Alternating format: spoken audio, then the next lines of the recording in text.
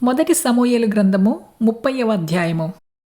తరువాత వాడు వారి దగ్గరకు దావీదును నడిపింపగా, ఫిలిష్తీయుల దేశములో నుండియు యూదా దేశములో నుండియు తాము దోచి తెచ్చుకునిన సొమ్ముతో తులదూగుచు వారు ఆ ప్రదేశమంతటా చెదిరి అన్నపానములు పుచ్చుకునుచు ఆటపాటలు సలుపుచుండిరి.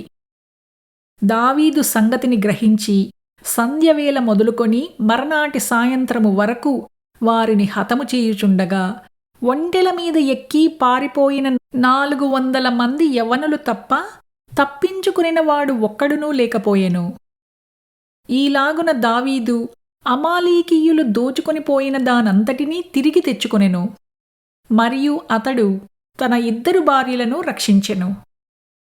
కుమారులేమి కుమార్తెలేమి దోపుడు సొమ్మేమి వారు ఎత్తుకొనిపోయిన దానంతటిలో కొద్దిదేమీ గొప్పదేమీ ఏదియూ తక్కువ కాకుండా దావీదు సమస్తమును రక్షించెను.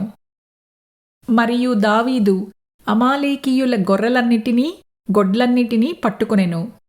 ఇవి దావీదునకు దోపుడు సొమ్మని జనులు మిగిలిన తమ స్వంత పశువులకు ముందుగా వీటిని తోలిరి. అలసట చేత దావీదును వెంబడించలేక బెసోరు వాగు దగ్గర నిలిచిన ఆ 200 మంది యొద్దకు దావీదు పోగా, వారు దావీదును అతని యొద్దనున్న జనులను ఎదుర్కొనుటకై బయలుదేరి వచ్చిరి.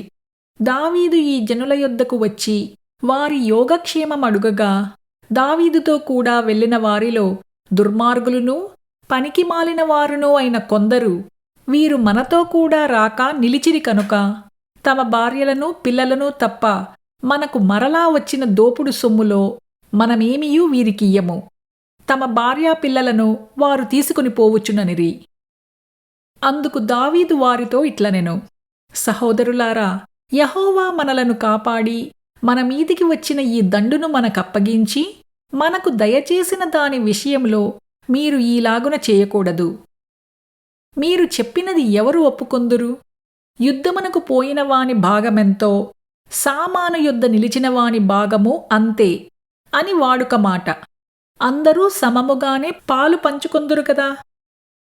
కావున నాట నుండి నేటి వరకు దావీదు ఇశ్రాయేలీయులలో అట్టి పంపకము కట్టడగాను న్యాయవిధిగాను ఏర్పరచి నియమించెను.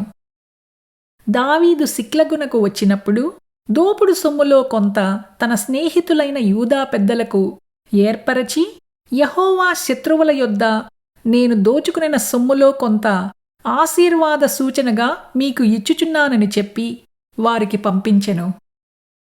బేతేలులోనూ దక్షిణ రామోతులోనూ యత్తీరులోనూ అరోయేరులోనూ షిఫ్మోతులోనూ ఎష్టెమోలోనూ రాకాలులోనూ యర్హమేయేయీలుల గ్రామములలోనూ కెనేయీయుల గ్రామములలోనూ హోర్మాలోనూ కోరాషాలోనూ అతాకులోనూ హెబ్రోనులోనూ దావీదును అతని జనులును సంచరించిన స్థలములన్నిటిలోనూ ఉన్న పెద్దలకు దావీదు పంపించెను.